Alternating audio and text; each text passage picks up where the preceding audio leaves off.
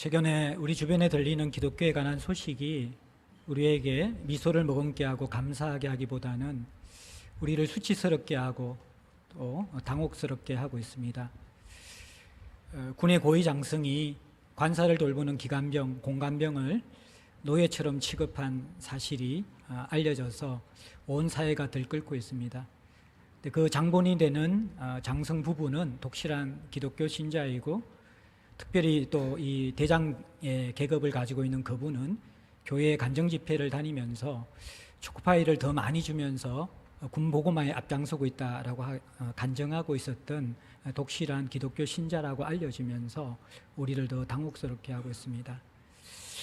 뿐만 아니라 또 SNS에서 한 어느 교회의 목사님이 자기 딸의 배우자를 찾는 광고를 올렸습니다. 그것도 일간 기독신문이 아니라 일반 신문에 올렸습니다. 그 내용은 딸이 외국에서 유학까지 하고 온 고학력을 가진 그러한 자녀인데, 그 딸의 남편 될 배우자를 간절히 찾고 있다고 합니다. 신실한 배우자를 찾는데 조건이 있습니다. 판사든지 의사여야 된다는 것입니다. 그 딸이 환자도 아니고 범죄자도 아닌데 왜 꼭 남편이 의사가 되어야 되고 판사가 되어야 되는지 모르겠습니다. 국민이면 온당이 내어야 될 납세의 의무, 그것이 공평히 실행될 수 있도록 최근에 종교인 과세에 대한 이야기가 시작되었고 공포되었습니다. 당연히 해야 되는 것이죠. 그런데 유독 기독교만이 그 부분에 대해서 반발이 있기 때문에 세상 사람들은 상식적으로 공감하지 못하고 혀를 내두르고 있습니다. 어떻게 이렇게 되었습니까? 하나님은 성도들을 세상의 소금과 빛으로 파송하시면서 우리의 삶을 보면서 매력을 느껴 예수 그리스도에 대한 갈망을 가지고 나아오도록 우리를 부르셨습니다. 이 땅을 살아가는 성도들의 모습을 보면 어쩌면 어떻게 살아가야 될지 길을 잃은 미아처럼 헤매고 있는 것, 그것이 우리의 모습인 것 같습니다. 세상 사람들은 우리의 모습에 매력을 느끼기보다도 당혹스러워합니다. 소금과 빛의 역할을 통하여서 세상을 더 밝고 건강하게 만들기보다도 오히려 세상 사람들이 우리를 보면서 근심하도록 만드는 이상한 삶을 오늘날 한국교회 성도들은 살아가고 있습니다. 우리는 왜 길을 잃고 있습니까? 구원받은 이후에 어떻게 살 것인가에 대한 이 문제를 제대로 아는 성도들이 별로 없는 것 같습니다. 저는 신앙생활을 고2 때 시작하면서 정말 본질적으로 그리스도인 삶에 깊이 들어가는데 두 가지의 장애물이 있었습니다. 하나는 하나님이 정말 살아계시는가? 그 하나님이 나의 하나님이 맞는가? 이 문제를 실험하면서 개인적으로 경건의 시간을 가지며 인격적인 하나님을 경험했습니다. 또 하나의 장애물은 예수 그리스도를 믿고 따르는 복음의 진리가 내가 지금 여기에서 세상을 살아가는 모든 문제들에 대한 진리이며 참된 대안인가라는 고민이었습니다. 80년대 당시 대학 생활을 하고 있을 때 교회의 가르침은 그 혼란하고 악으로 점철된 세상 속에서의 진리를 선포하는 것 같지 않았습니다. 피안의 천국을 이야기하지만 지금 여기에서 그리스도인으로 예수를 닮아 살아가는 삶에 대해서는 제대로 가르쳐 주지 못했습니다. 예수 믿고 구원받고 살아가는 것이 이 땅에서는 세상 사람과 똑같이 살아가다가 죽어서 천국 가는 티켓을 얻는 것이라면 굳이 이 세상에서 그리스도인으로 충실하게 살아갈 필요가 있는가라는 회의를 가지게 된 것이죠. 그러면서 수많은 서적들을 읽으면서 저는 선교단체에 들어가게 되어졌고, 그 안에서 깨어지고 상한 죄로 얼룩진 이 세상 가운데 주어진 복음은 죽어서 천국 가는 영혼의 구원뿐만 아니라 죄로 말미암아 파괴된 모든 세상을 치유하고 회복하는 하나님이 우리에게 주신 유일한 대안이라는 것을 깨닫게 되었습니다. 그리고 저는 진정한 그리스도의 삶을 비로소 그때부터 제대로 살아갈 수 있었습니다. 여러분들은 그리스도인의 삶을 구원받은 이후에, 회심한 이후에 이렇게 살아가야 되겠다라는 그림들을 가지고 계십니까? 사도행전에서 우리는 박해자였던 사울이 회심한 장면을 보았습니다.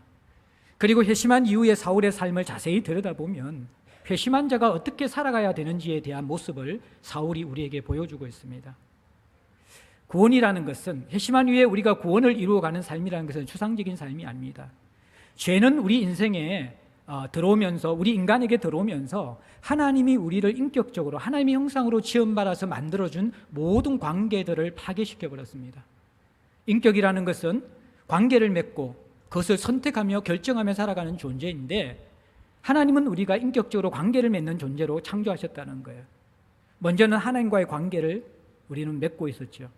우리는 그분의 사랑을 받아 누리고 그분의 보호를 받으면서 우리는 그분을 기뻐하며 감사하며 순종하면서 정말 친밀하게 주님과 함께 대화하며 동행하는 삶이 범죄하기 이전에 우리가 누린 구원의 관계였습니다.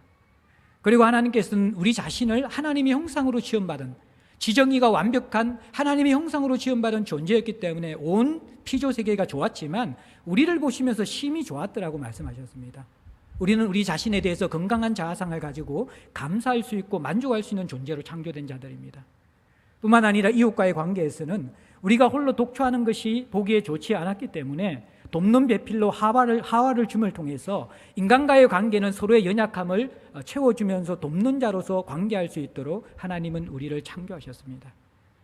그리고 나아가서는 모든 피족의 세계를 보여주시면서 너는 땅을 정복하고 다스리라. 이것은 파괴하고 땅을 착취하라는 것이 아니라 하나님의 대리 청지기가 되어서 통치자가 되어져서 하나님의 대리 통치자로 땅을 하나님의 법도와 하나님의 성품에 맞게 아름답게 다스리고 땅을 번성시키는 것, 땅을 개발하고 자연과 세상과 문화들을 온전하게 하나님의 법도 가운데 다스리는 명령들을 우리에게 주신 것이죠. 죄는 이 모든 관계들을 파괴했습니다. 범죄한 후에 우리는 하나님의 낯을 피하여 숨게 되어집니다. 하나님과의 관계는 두려움의 관계이고 피하여 숨는 관계가 되어지고 죄인인 우리들에게 하나님은 불편한 존재가 되어져 버렸습니다. 우리 자신에 대해서는 수치심과 자아상의 파괴가 일어났습니다. 처음 우리가 느낀 감정은 버섯섬으로 부끄러워하는 수치심이었습니다. 자기 자신을 있는 모습 그대로 받아들이지 못하는 자아의 분열이 생기기 시작한 것이죠. 그리고 이웃과의 첫 번째 이 범죄 이후의 관계는 아담이 하나님께서 선악과를 따먹은 그 문제에 대해서 말씀하시자 하나님이 주신 저 여자 때문에 따먹었습니다. 하나님과 그 여성에게 책임을 전가하는 책임 전가의 관계 파괴가 시작되었습니다. 땅은 은근키와 가시덤불을 내기 시작하고 이 하나님께서 다스리는 세상 속에서 우리는 창세기가 진행되면서 전쟁과 착취를 통하여서 더 많은 소유물을 가지기 위해서 세상을 정복하는 파괴하는 그 모습들을 보면서 깨어진 관계, 세상에 깨어진 관계를 가진 우리의 모습들을 보게 됩니다. 구원은 무엇입니까?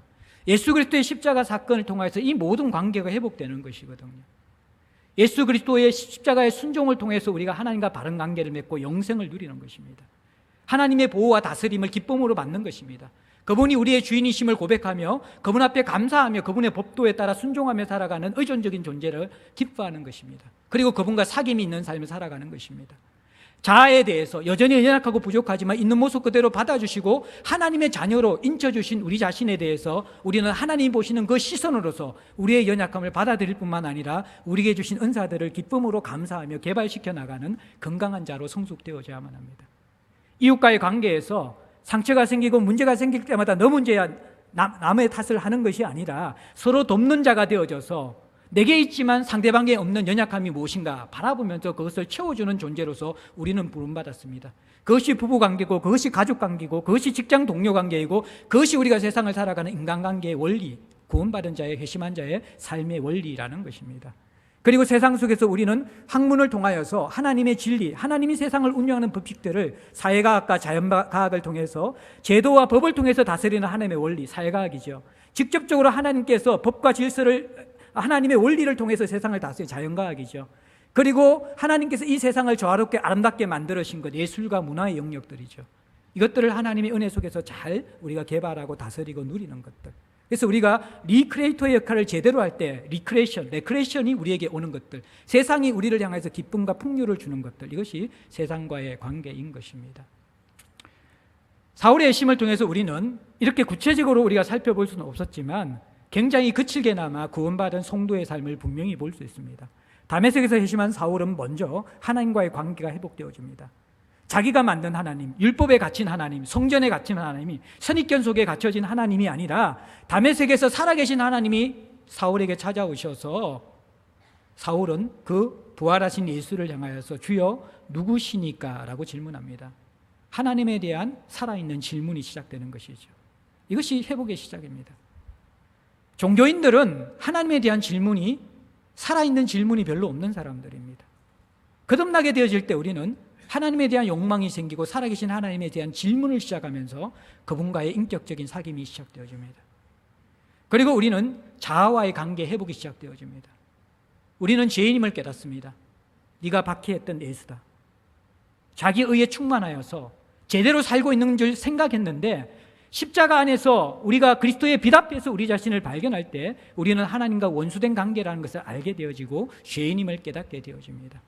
그 처절한 회개와 하나님 앞의 거듭남을 통해서 새로운 피조물이 되어지고 내가 어떤 것을 행함을 통해서 내 가치가 인정받는 그러한 자기 의에 충만하고 그것 때문에 교만하고 열등감에 빠지는 자가 아니라 존재 자체가 하나님 앞에 용납받은 자이기 때문에 나의 어떠함과 상관없이 우리는 자유로움과 기쁨과 감사함을 누릴 수 있는 변화된 피조물로서 우리 자신과의 관계를 맺게 되는 것입니다.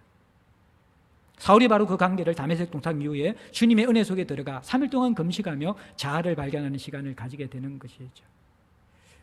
그리고 이웃과의 관계가 있는데 오늘 본문에서는 특별히 이 두 가지 공동체와의 관계, 공동체 속으로 들어가서 사울은 가족으로 삽니다.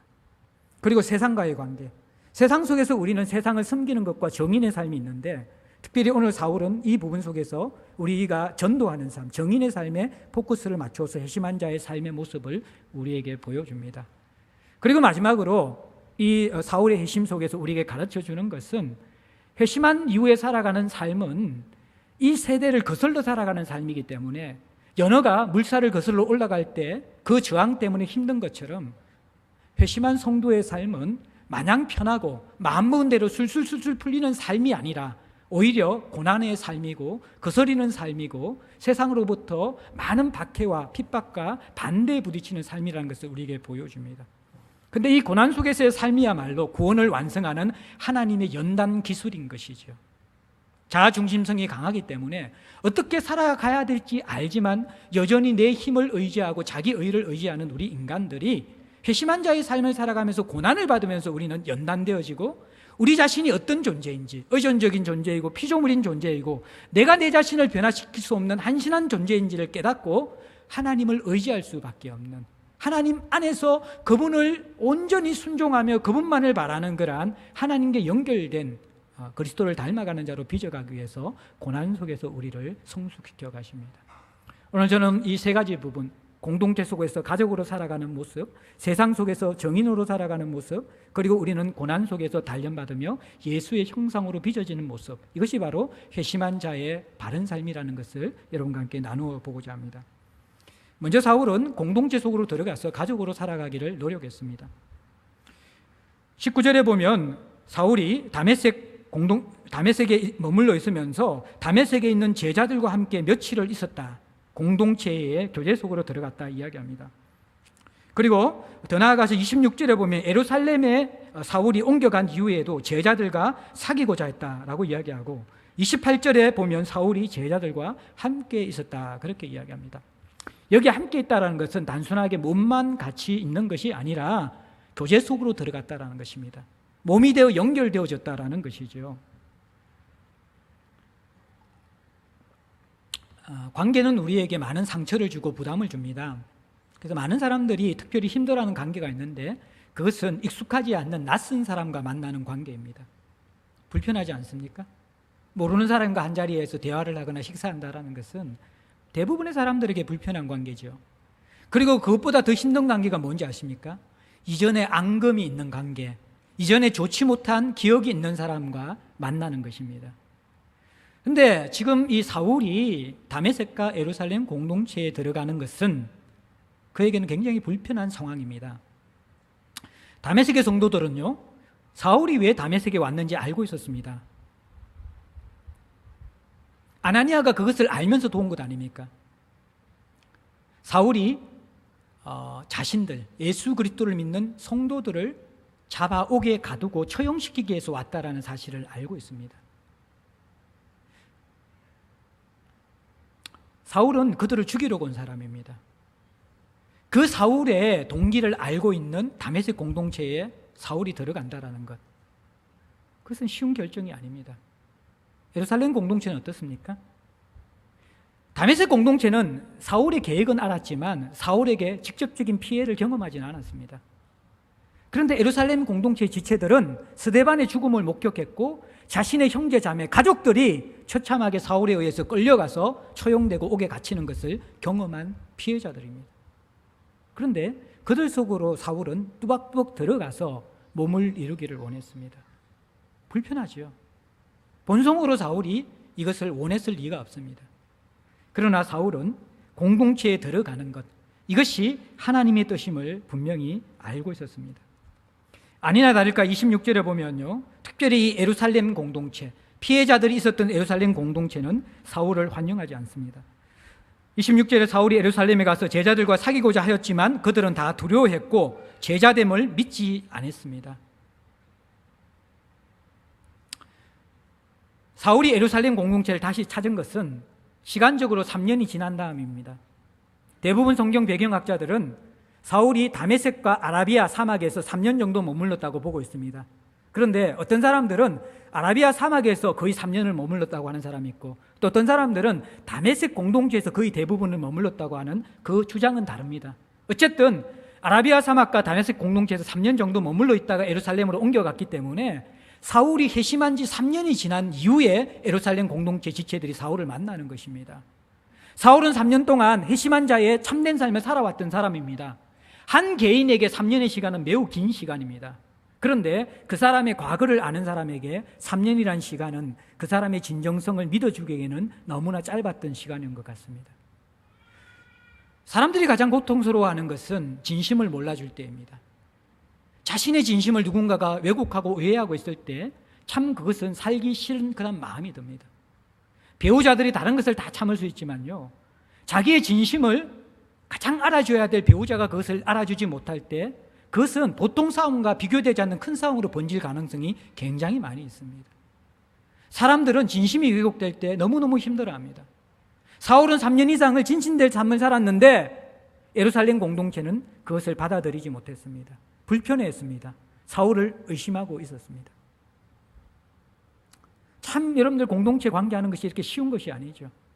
대사도 사울이 어떻게 보면 그는 이 신약의 성경 가운데 반 이상을 기록한 사람이고 복음전도의 역사상 가장 위대한 업적을 이룬 사람이고 하나님 안에서 깊은 영적 체험을 하면서 이 하나님 나라 천국까지 3000전까지 경험했던 그런 영적 신비가였습니다.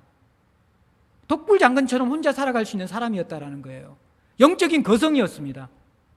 그런데 자신을 환영하지도 않고 자신을 불편하게 여기는 사람, 자기의 과거를 알고 있는 그 공동체, 거기에 왜 비죽비죽 비죽고 들어가려고 하는 거야? 우리의 이성으로서는, 상식으로서는 이해할 수가 없습니다.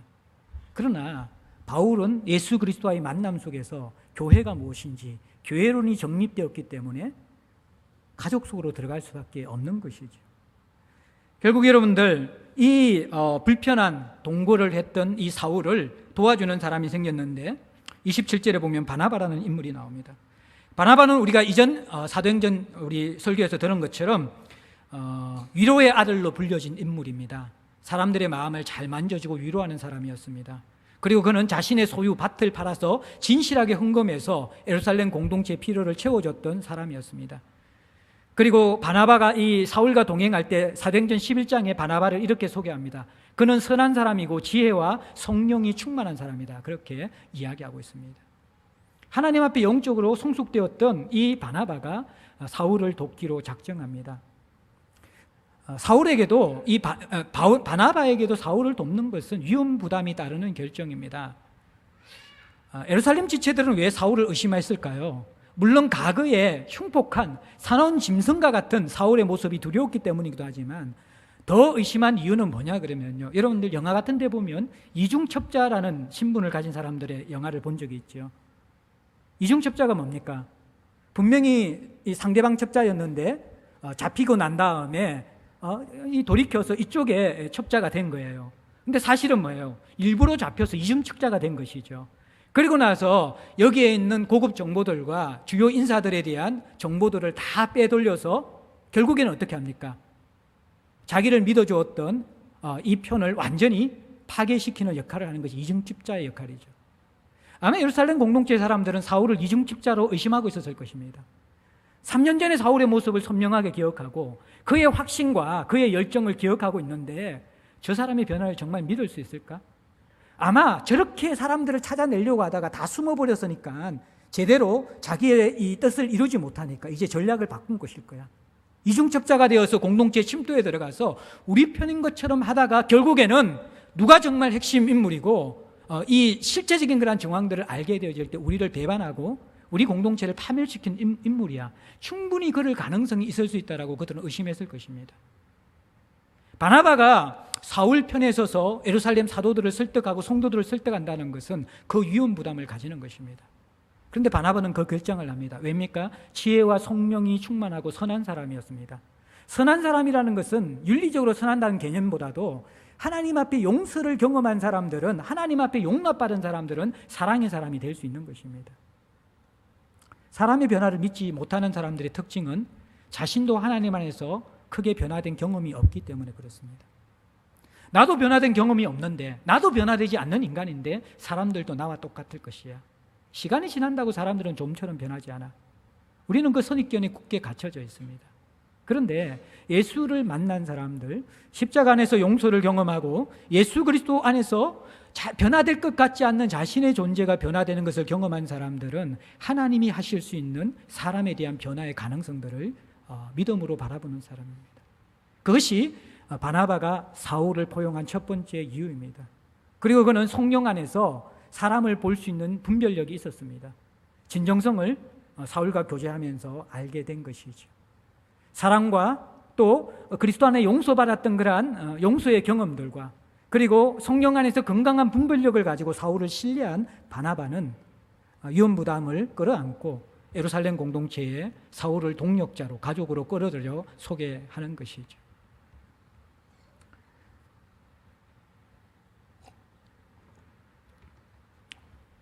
이 역할이 바로 그리스도의 역할입니다. 다메섹에서는 아나니아가 이 역할을 했고 예루살렘 공동체에서는 바나바가 이 역할을 합니다.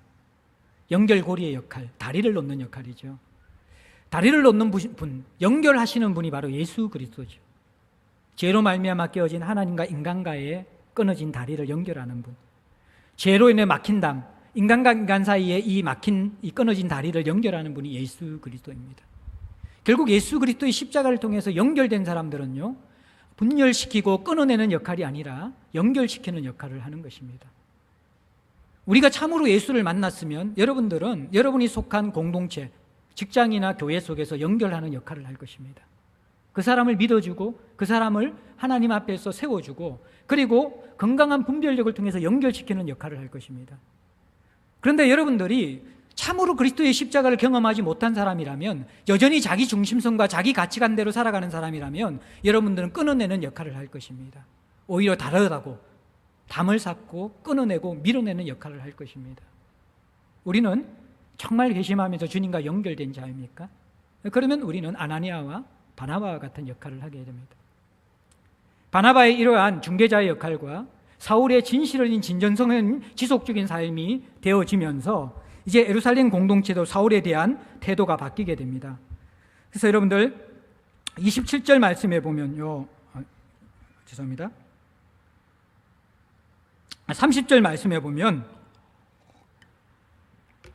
형제들이 이렇게 단어가 나옵니다. 이 배경은 29절에 보면 예루살렘에서 헬라파 유대인들이 사울을 죽이려고 힘쓰고 있을 때에 예루살렘 지체들이 사울을 돕고 있는 장면입니다. 사울의 고향인 다소로 피신시키는 장면인데, 그런데 이 사도행전을 저자는 의도적으로 예루살렘 지체들을 이렇게 부릅니다. 형제들이. 결국 이 예루살렘 지체들이 사울을 형제로 받아들였다는 것입니다. 그리고 사울을 염려하며 동력자가 되어서 사울을 피신시키는 역할까지 하는 것입니다.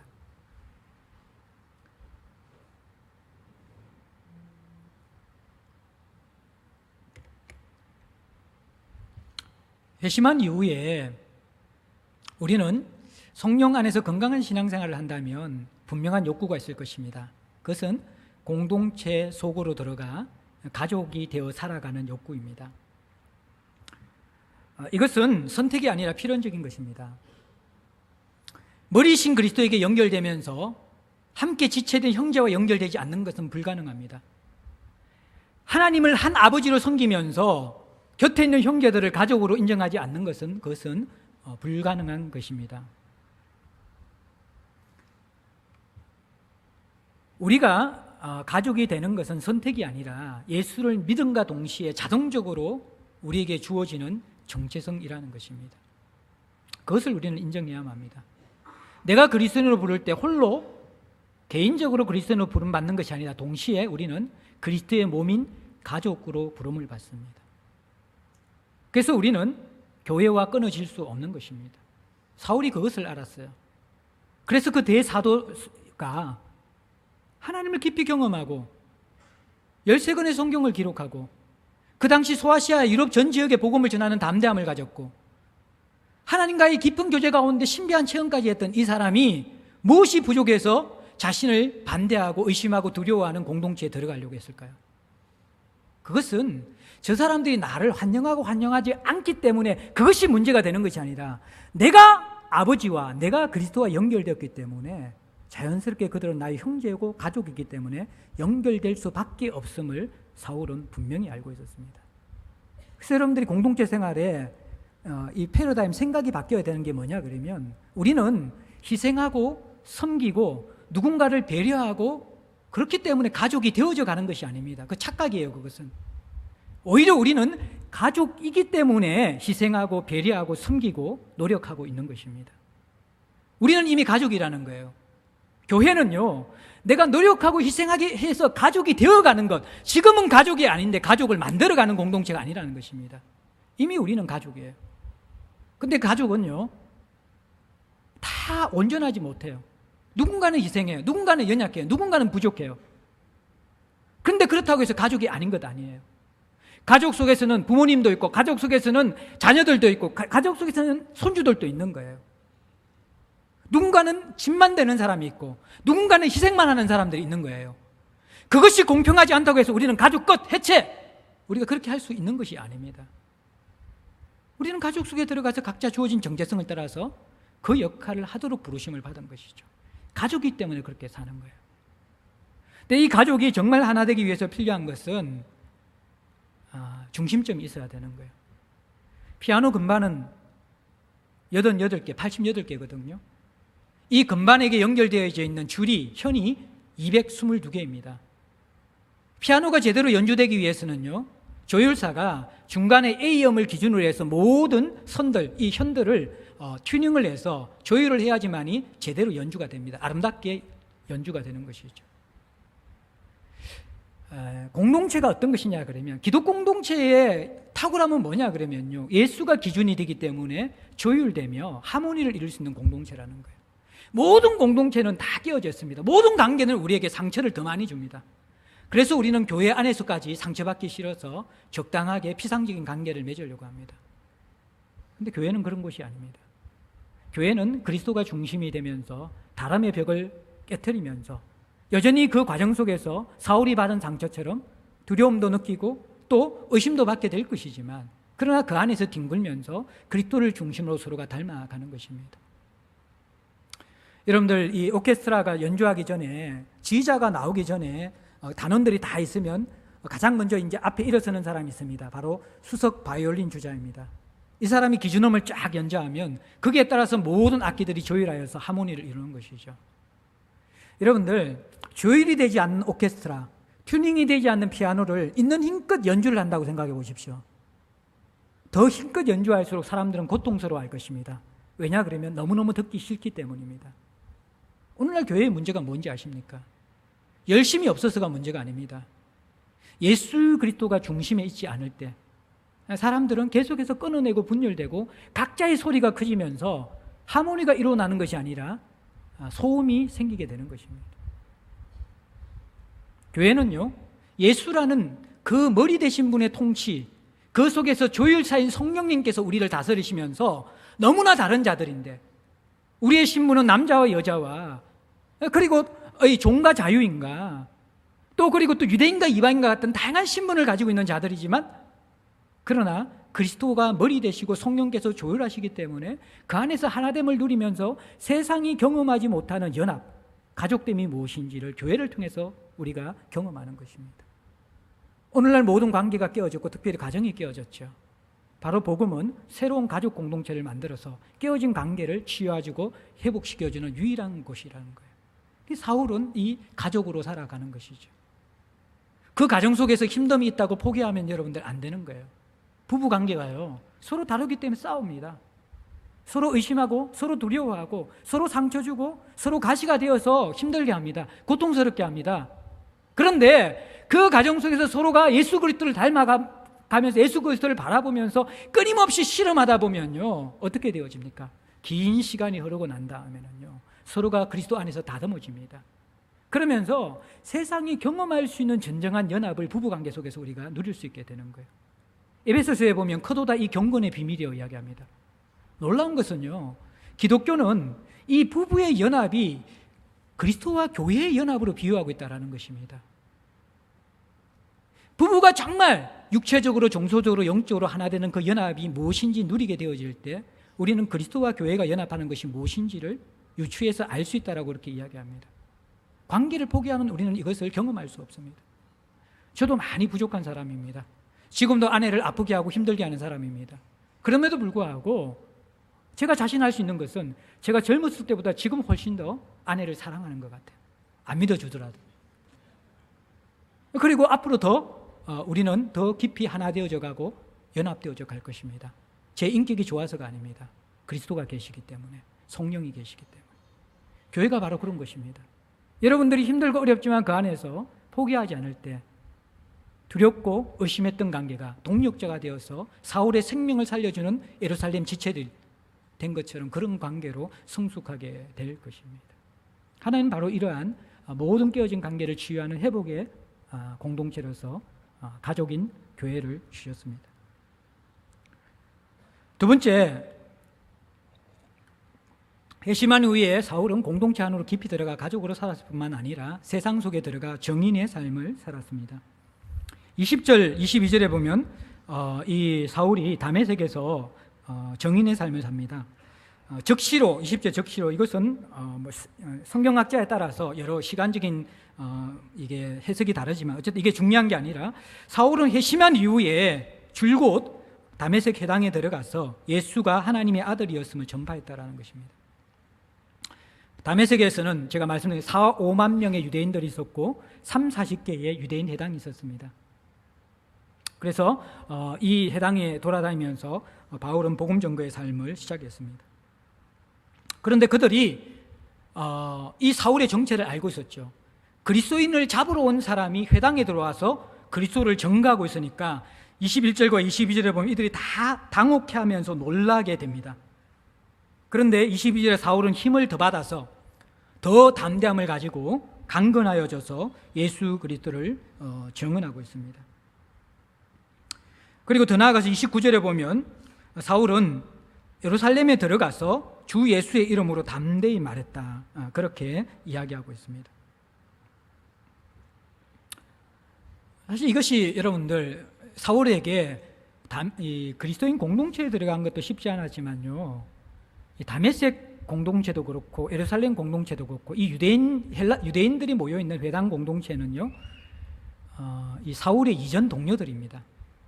사울의 삶을 가장 잘 알고 있었던, 유대교에 대한 열심을 가지고 사울과 동력했던 동료들이 이곳에 있었다라는 거예요.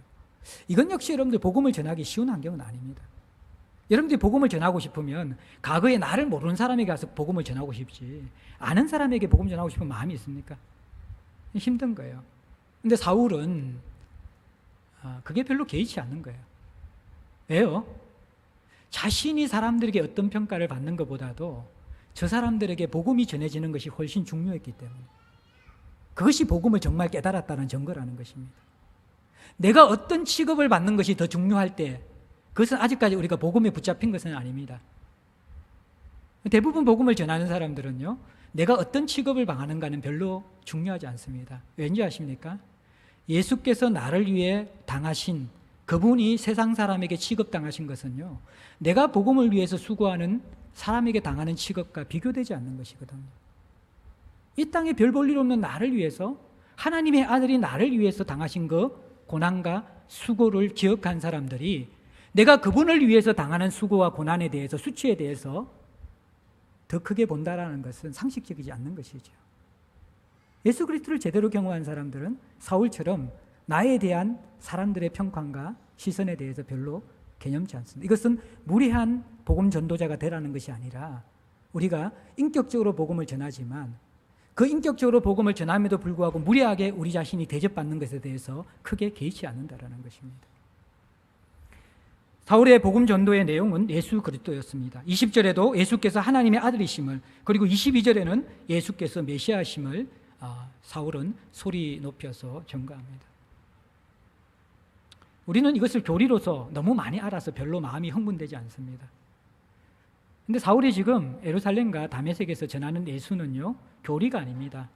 이것은 기독교적인 어떠한 지식 체계가 아닙니다. 다메섹에서 자신을 끌어안았던 살아계신 예수 그리스도, 그분에 대한 인격을 전하고 있는 것입니다. 그 체험을 전하고 있습니다. 그것이 뜨거울 수밖에 없어요. 그리고 이것은 유대인들에게 적대감을 불러일으킬 수밖에 없습니다. 유대교는 유일신 종교거든요. 하나님 한 분밖에 없다고 믿었습니다. 그런데 또 다른 하나님이 계시다는 거예요. 하나님의 아들 예수 그리스도가 있다는 거예요. 기독교는 삼위일체론이거든요. 유대교와 다른 거예요. 그러니까 이 유일신을 믿는 유대교가 삼위일체를 믿는 기독교를 받아들일 수 없는 거예요. 이것은 신성모독이고 우상숭배가 되는 것입니다. 그래서 스데반을 죽인 것이고 지금 사울을 죽이려고 하고 있는 것입니다. 그리고 이 유대교에서 핵심이 되는 것은 율법을 얼마나 잘 지키고 성경 중심으로 살아가는 것입니다. 눈에 보이는. 스데반의 설교도 바로 그것을 공격하는 것이었죠. 예수께서는 정말 율법을 완성하고 선정을 완성한 분이고, 그리고 우리가 구원받는 것은 이신칭이 예수 그리스도를 믿음으로 구원받는 것이라는 복음을 전하고 있었던 것이죠. 율법주의에 갇혀있던 그들의 체계 속에서 율법을 허무는 것 같고 성전을 허무는 것 같은 이신칭의 복음은 받아들일 수 없는 것입니다. 예수가 메시아다. 예수가 십자가에 달려 돌아가시면서 우리를 구원한다. 유대교는 그것을 불편하게 생각했습니다. 그래서 사울을 죽이고자 하는 것입니다. 사랑하는 성도 여러분들, 오늘날 교회가 복음 전거의 힘을 잃어버린 이유가 무엇입니까? 전도 폭발 프로그램이 없었습니까? 제가 와서는 저희 교회에서 딱 한 번 했나요? 우리 친구 초청주일, 믿지 않는 불신자 초청주일, 한 번도 안 한 것 같아요. 물론 그것이 필요 없다는 것보다도 효과가 있지요. 해야 되지만 제 믿음 속에서는 더 중요한 게 있다고 생각되어졌어요. 예수는 우리가 바겐세일 하듯이 사람들에게 상품 소개하는 것이 아닙니다. 오늘날 교회가 전거하지 못하는 중요한 이유는요, 사울처럼 우리의 관심사와 우리의 중심에 예수가 살아있고 예수가 우리의 전부를 지배하고 예수를 알고 예수를 누리는 실체가 없기 때문에 나눌 것이 없는 자가 되는 것이죠. 사람들은 자신의 관심사가 있는 것은 반드시 나누게 되어져 있습니다. 자동차에 관심사가 있는 사람들은요, 그 똑같은 취미를 본 사람을 보면요, 미친 듯이 나눌 것입니다. 전자기기에 관심이 있는 사람들, 먹는 것에 관심이 있는 사람들, 패션에 관심이 있는 사람들, 각자 취미 동아리들 전혀 다르지만 쉽게 나누지 않습니까?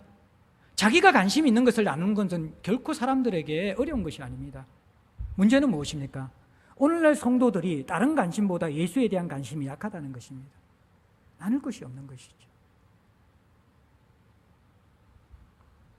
여러분들은 제자들 교회를 어떻게 소개하고 있습니까? 우리는 예수 그리스도를 나눠야 되거든요. 강해 설교를 하는 교회, 강당에서 예배 드리는 교회, 성도들이 자발적으로 섬기는 교회, 좋은 교회지요. 그러나 그것이 본질이 아닙니다. 여러분들이 복음을 전한다는 것은 예수에 대해서 말할 것이 있는 사람이 되어야 된다는 거예요. 회심한 이후에 우리는 예수를 알지 못합니다. 예수를 먹고 마시고 누리지 못합니다. TV 드라마보다도 예수는 우리에게 낯선 존재입니다. 사람들에게 전할 것이 없습니다. 취미생활보다 예수는 우리에게 흥미를 주지 못하는 존재입니다. 나를 구원하신 분인데. 사울은 예수 그리스도를 전할 수 있는 자였습니다. 지식이 아니라 자기의 삶에 먹고 마시면서 누리고 있는 그 예수를 지금 나누고 있습니다.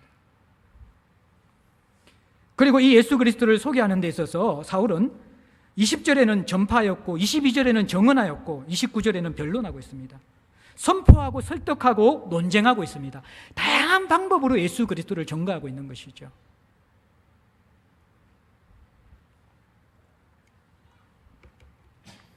우리는 예수 그리스도를 뼛속같이 깨닫고 누리고 계속해서 그분을 알아가야만 합니다. 그래서 정말 다양한 방법으로 여러분들 점거해야만 해요. 제가 한번 말씀드렸지만 강릉에 보헤미안이라는 커피숍이 있습니다. 그 커피숍이 시초가 돼서 지금 강릉에서는 커피 축제가 해마다 열리고 있어요. 이 보헤미안은 박이추 씨라는 바리스타, 우리나라 제1호 바리스타죠.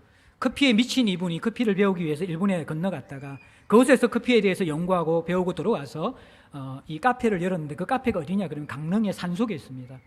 제가 처음에 내비게이션을 틀어가지고 갔는데 가다가 아닌 것 같았어요. 도저히 카페가 나올 수 없는 산길이에요.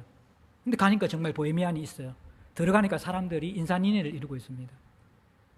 커피에 미친 사람, 그 사람이 거기에 중독되어져서 거기서 인생을 걸고 커피쟁이가 되니까요, 사람들이 찾아 몰려와요. 여러분들, 예수가 커피보다 매력이 없습니까? 아니지 않습니까? 우리가 정말 예수쟁이가 되면 사람들은 우리에게 몰려올 것입니다. 그리고 또 우리는 예수쟁이가 돼서 사람들에게 나누어 줄 것이 있어야 되는 사람입니다. 근데 이 사울은요, 지금 프리칭, 선포하고요, 그 다음에 별 설득해요. 계속해서 객관적인 진리를 가르쳐 설득하고, 또 그래도 안 되면 논쟁을 디베이트하면서 계속해서 이렇게 납득시킬 수 있도록 그렇게 대화하고 있는 그런 다양한 전도 방법을 이야기해 주는데, 여기에서 사울의 다른 점이 있어요. 뭐냐 그러면요, 사울이 박해자였을 때는 방법이 어떻습니까? 폭력과 억압이었습니다. 사람들을 잡아서 감옥에 가두고 죽이는 것이었습니다. 그것이 박해자의 사울의 모습이었어요. 그런데 회심하고 나서 사울의 복음 전도는 어떻습니까? 그건 오히려 유순해집니다. 헬라인은 헬라인에게, 유대인에겐 유대인에게 그들에 맞추어서 자신을 낮추어서 복음을 전합니다. 강압적이지 않습니다. 우리가 기억해야 될 것은 진리에 대한 담대함은 가지되 그것을 전가할 때 온순함과 겸손함이 있어야 된다는 것입니다. 제국주의 기독교, 복음 전도의 이 무례함들과 수준이 낮은 그러한 미천함의 문제가 뭐냐 그러면요, 전가할 복음의 내용은 없는 거예요. 예수 그리스도의 보화에 대한 누림과 그 보화에 대한 이해들은 눈꼽만치도 되지 않는데, 그것을 전가하는 그런 방법은 너무나 가격하고 무례한 것이죠. 그것이 여러분들 제국주의 기독교와 오늘날 교회에서 무례하게 전도하는 전도 방법의 문제라는 것입니다. 노방전도 하지 말라는 것이 아닙니다.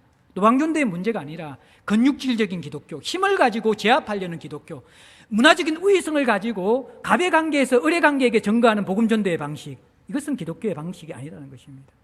최고의 슈퍼갑이신 하나님의 아들 예수께서 최고의 슈퍼 어린 인간의 낮은 몸, 어린아이로 말구해 오셔서 예수 그리스도의 하나님 나라의 복음을 전가하는 것이 기독교의 복음 전거의 방식이라는 것입니다. 우리는 1등이 되고 머리가 되고 근육질 기독교가 되어서 갑의 관계에서 우리의 어떠한 이 영광과 축복과 어떤 승리한 것들을 가지고 전가하는 것이 기독교가 아니라는 것입니다. 사울은 철저하게 낮아지지만 그러나 선명한 복음을 가지고 다양한 방법으로 겸손하게 복음을 전하고 있습니다. 복음 전거를 위해서 우리는 두 가지가 준비되어져야 돼요. 하나는 전도, 진리가 준비되어야 되고, 하나는 진리를 살아낸 삶, 간정이 있어야만 합니다. 이것이 통합되어져야 우리는 제대로 된 정인의 삶을 살 수 있습니다. 전도라는 것은 예수 그리스도께서 어떤 분이시고 왜 이 땅에 오셨고 그분이 하신 일이 무엇이고 그분의 하신 일에 대해서 우리가 어떤 반응을 해야 되고 그 반응 이후에 우리에게 어떤 결과가 일어나는가, 예수와 관련된 복음 진리들을 체계적으로 설명할 수 있는 것이 복음 진리입니다.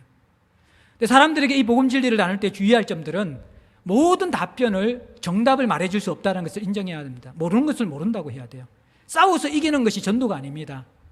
우리는 겸손하게 아는 만큼 전해주는 것이, 모르는 것은 공부해 와서 이야기해 주겠다, 이게 그들에게 더 신뢰성을 주는 거예요. 모르는 거 억지로 핏대 높이면서 싸우는 것은 그건 잘못된 방법입니다. 전도, 우리가 전할 복음의 내용이 선명해야 돼요. 하나님 나라의 복음의 내용이 선명해야 됩니다. 구원받은 성도의 삶이 무엇인가 선명해야 합니다. 그리고 그것을 기독교적인 용어가 아니라 세상 사람들이 함께 납득할 수 있는 공공진리, 사적인 진리, 기독 공동체 속에서의 어떠한 집단에 소속되어진 그런 소집단의 진리가 아니라 피조세계의 주인이신 하나님 주신 진리는 온 피조세계의 만유의 공공진리임을 그들의 언어로 설명해 줄 수 있을 정도의 준비되는 것이 복음 전도자로서의 가장 좋은 준비라는 것입니다. 오늘날 교회 그리스도인들이 진리도 제대로 모르고 진리를 전하는 방법 속에서 세상 사람들과 그들의 어떤 용어들과 그들의 가치를 모르기 때문에 다리 놓기를 못하는 거예요. 그걸 제대로 우리가 해야 됩니다. 그리고 간정이 있어야 돼요. 간증이라는 것은 예수 그리스도가 들어와서 내 인생이 어떻게 변화되었는가, 그리스도와 연관되어서 그리스도와 함께 변화된 내 삶을 이야기하는 것입니다. 너무 과장되어서도 안 되고요, 너무 축소되어서도 안 돼요. 정직하게 선언하게 되어질 때 사람들은, 이 진리와 삶이 만나게 되어질 때, 진정성이 만나게 될 때 사람들은 복음을 받아들일 수 있는 것입니다. 사울은 이것이 준비된 사람이었습니다. 여러분도 어떻습니까? 예수쟁이입니까? 여러분 관심사 가운데, 취미 가운데 가장 그것보다, 여러분 드라마 내용보다 더 잘 알고 있는 것이 예수라는 분이십니까? 그리고 그분을 체계적으로 전가할 수 있습니까? 이 세상 사람들이 알아들을 수 있도록 전가할 수 있습니까? 그리고 그거와 더불어 내가 나눌 수 있는 삶이 있습니까? 그것이 우리가 정인의 삶을 살아가는 준비라는 것입니다. 그것이 구원받은 후에 우리가 살아가야 될 삶의 모습입니다. 이 삶을 살아갈 때 우리는 세상 가운데 고난받을 수밖에 없습니다. 결국 하나님의 아들 예수 그리스도를 전가하고 율법과 성전이 아닌 이신칭이 믿음으로 구원받는 복음 진리는 유대교 신봉자들에게 분노를 일으키겠습니다. 마치 회심 이전의 사울의 모습처럼 그렇게 된 것이죠. 그래서 23절부터 보면요, 다메섹에 있는 유대인 공동체가 사울을 죽이기로 공모하고 24절에 성문에서 밤낮으로 사울을 지킵니다. 이 말은요, 사울이 다메섹에 그리스도인들을 잡기 위해서 대제사장이 공문을 가져와서 공권력을 동원했잖아요. 마찬가지로 이 다메섹에 있는 해당에 있는 유대인들도 이방 땅이기 때문에 공권력이 없어요. 사울을 죽일 권한이 없다라는 거예요. 그래서 이들이 다메섹의 관료들의 공권력을 동원하는 거예요. 성문을 그들이 어떻게 지킵니까? 성문을 오고 가는 것을 지킬 수 있는 권한은 공권력입니다. 그 공권력을 위임받아서 사울을 죽이려고 했다라는 거예요. 그런데 이것이 이 제자들에게 알려지게 되어지자 밤에 마치 기생나합이 여리고 정탐꾼들을 내려준 것처럼 사울을 강줄에 담아서 내려보내서 도피시키는 장면이 나오는 것이죠. 죽음의 위기를 다메섹에서 경험합니다. 그 다음에 여러분들, 이 예루살렘에 옮겨갔는데 예루살렘에서도 헬라파 유대인들이 사울을 죽이려고 공모합니다. 그러니까 이 사실을 알게 되어진 예루살렘 지체들이 사울을 데려다가 가이사라까지, 가이사라는 이 서북 쪽인데 항구 근처에, 거기까지 육로를 통해서 사울을 데려다주고 사울이 거기에서 배를 타고 자신의 고향이 다소까지 피신하도록 도와주는 것이죠. 끊임없는 박해가 사울에게 이어지고 있었습니다. 그리스도인들에게는 거슬려 사는 삶이기 때문에, 섬김의 삶이기 때문에 고난이 있습니다. 보네프는 우리를 부르는 것이 와서 죽으라고 부르시는 것이고, 진정한 그리스도인의 삶 가운데서는 고난이라는 증거가 있다라고 이야기를 했습니다. 근데 사울은요, 사실 우리가 아는 사울은 영웅 사도 바울이고 큰 인물이잖아요. 근데 사울은 거의 초기 10년 이상의 시간 동안 별 열매가 없는, 별 볼 일 없는 그런 사역을 했습니다. 다메섹에서 3년의 사역, 그리고 다소로 고향으로 가서 약 한 9년 정도 머물러 있었거든요.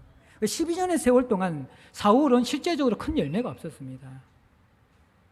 그리고 어떤 성경학자들은 이 예루살렘 지체들이, 형제들이 사울을 다소로 보낸 이유는요, 고향에 보낸 이유는 사울이 그들의 복음 전거의 동력자가 되기보다 불편했기 때문에 보냈다라는 그런 학설들도 있습니다. 왜냐 그러면 사울이 열심히 보통 특심한 자가 아니잖아요.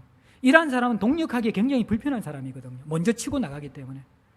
인터콥이라는 선교단체가 있는데, 물론 그곳에 있는 선교사님 다 그렇겠지는 않겠지만 너무나 어떤 측면 속에서 이게 무례하기보다는 믿음인데 사실은 그 지역 상황과 그곳에 있는 선교사님들의 상황을 전혀 고려하지 않는 그런 강한 전도 때문에 때로는 그게 필요할 때도 있어요. 근데 그것이 많은 사람들에게 어려움을 주는 경우들도 없지 않아 있거든요. 사울이 그런 어떤 성품을 가지고 있었기 때문에 오히려 초기 때에는 동력자에게 도움을 주기보다도 일을 그르치는 경우가 더 많았다는 거예요.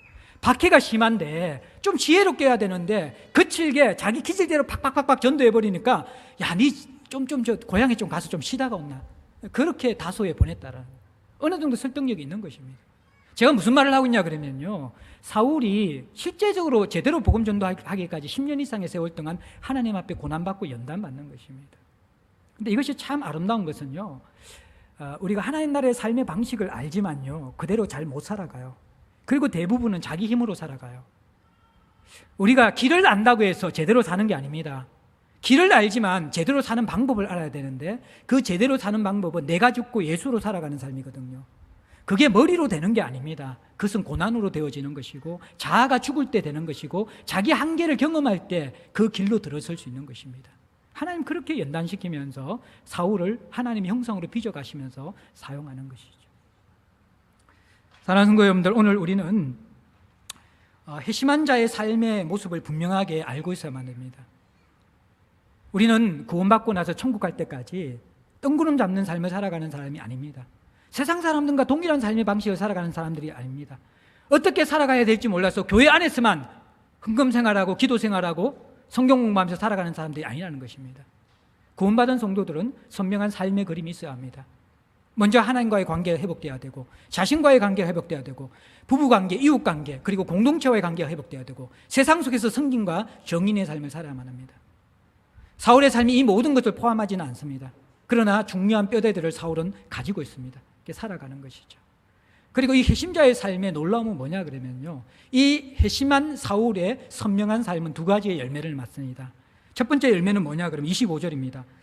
25절만 한번 같이 읽어볼까요? 이것만 하고 제가 말씀을 마치겠습니다. 25절 시작. 그의 제자들이, 자, 여기 25절에 재밌는 단어가 나오는데 다메섹에서 사울을 도피시킬 때 그들이 누구냐 그러면 그의 제자들입니다. 이 그의 제자들이 누굽니까? 사울의 제자를 의미하는 것입니다. 사울은 3년 정도도 되지 않는 다메섹 사역입니다. 아라비아에서 더 많이 있었을 가능성이 많은데 그러면 사울의 사역은 기껏 몇 개월밖에 되지 않는 것이 다메섹의 사역이었습니다. 그런데 사울에게 제자가 생겼습니다. 무슨 말을 하고 있는지 아십니까? 사람을 변화시키는 일은요, 변화된 자만이 할 수 있는 것입니다. 이게 굉장히 중요한 것입니다. 10년, 20년, 30년 지나지만 나를 통해 변화된 사람이 없다는 것은 내가 변화된 적이 없다는 것입니다. 물론 자동으로 된다는 의미가 아닙니다. 부모가 아무리 믿음으로 살아도 자녀가 변화되지 않을 수 있습니다. 이것이 자동 원칙이라는 것이 아니라 보편적으로 사람의 변화는 그 변화를 경험한 진실한 삶을 가진 사람들의 영향력으로 변화된다는 것입니다. 오늘날 교회의 변화가 왜 없는지 아십니까? 옛날보다 프로그램이 더 많지 않습니까? 세계관도 알죠. 제자 훈련도 하고 있죠. 강해 설교도 듣고 있죠. 이전보다 더 풍성한 그런 신앙생활의 환경 가운데서 사람들이 왜 변화되지 않는지 아십니까? 실제 변화된 회심자의 삶들이 없을 때는 껍데기의 변화밖에 없는 것입니다. 사울은 변화되자마자 사람들에게 복음을 전하였고 예수의 생명을 나누었습니다. 얼마 되지 않아서 그의 제자들이 생겼습니다. 참 부끄러운 고백이지만 제가 사역하고 나서 수십 년이 지났는데 아직까지도 인생의 중요한 문제나 결혼할 때 찾아오는 그런 지체들이 있습니다. 그냥 관계가 아니라는 것이죠. 그들이 제 제자라는 것이 아니라 참으로 복음 안에서 그 변화를 경험하며 함께 그 추억을 공유한 사람들의 우정과 연합은 평생 이어지는 것입니다. 교회 안의 관계가 개추 모임보다 끈끈하지 못해요. 취미 동아리보다도 서로가 헌신하지 못해요. 왜 그렇습니까? 참된 복음을 통한 변화를 통해서 동력을 해본 경험이 없고 서로가 영적 부모가 되고 자녀가 되면서 생명을 주고받는 관계를 경험해 본 적이 없기 때문에 교회는 너무 피상적인 것이에요. 참 변화가 참 가족을 만드는 것입니다. 31절은 뭐라고 이야기합니까? 온 유대와 갈릴리와 사마리아 교회가 평안하여 든든히 서가고 주를 경외함과 성령의 위로로 진행하여 수가 많아졌다 이야기합니다. 결과적인 것은 수적인 부흥인데 그 전제가 되는 것이 무엇입니까? 사실 이 31절은요 8장과 9장의 결론입니다. 스데반의 순교 이후에 회심한 빌립의 전도와 그리고 회심한 사울의 사역을 통하여서 온 유대와 사마리아와 갈릴리의 교회가 평안하고 든든히 세워갔다는 거예요. 진정으로 회심하여서 변화된 삶을 살아갈 때 교회는 든든히 세워져 갑니다. 변화된 사람의 삶의 특징은 어떻습니까? 여기에 보면 위로는 주를 경외하고요 하나님을 경외하는 마음을 가지고 성령께서 돕는 것들, 하나님을 두려워하면서 하나님을 섬기는 경건이 있고 성령께서 도울 때 교회가 변화됩니다. 성도의 선명한 회심한 삶과 교회의 주인 되시는 그리스도의 머리가 되심과 성령의 운행하심이 있으면요 교회는 양적으로 질적으로 성장할 수밖에 없다라는 것입니다. 사랑하는 성도 여러분들, 오늘날 한국 교회는 길을 잃어버렸습니다. 기독교와 관계된 여러 가지 메시지들이 감사와 또 우리를 향하여서 미소 짓게 하는 것보다도 우리를 수치스럽게 하고 당혹스럽게 합니다. 구원받은 이후 어떻게 살아야 될지 모르는 싸구려 값싼 복음에 취했기 때문입니다. 하나님 나라의 복음은 그런 것이 아닙니다. 회심자의 삶을 사울은 우리에게 선명하게 보여줍니다.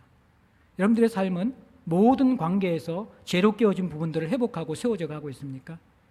이것은 생명이기 때문에 점점 자라가야 합니다.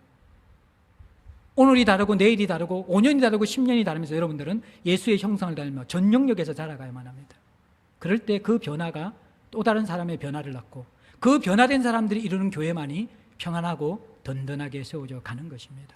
저와 여러분들이 바로 이 회심한 자의 살아가는 삶의 모습이 우리에게 선명하게 드러날 수 있기를 주의 이름으로 축복합니다. 예, 우리 찬양 드리겠습니다. 찬송가 436장입니다. 436장 같이 한번 드리겠습니다.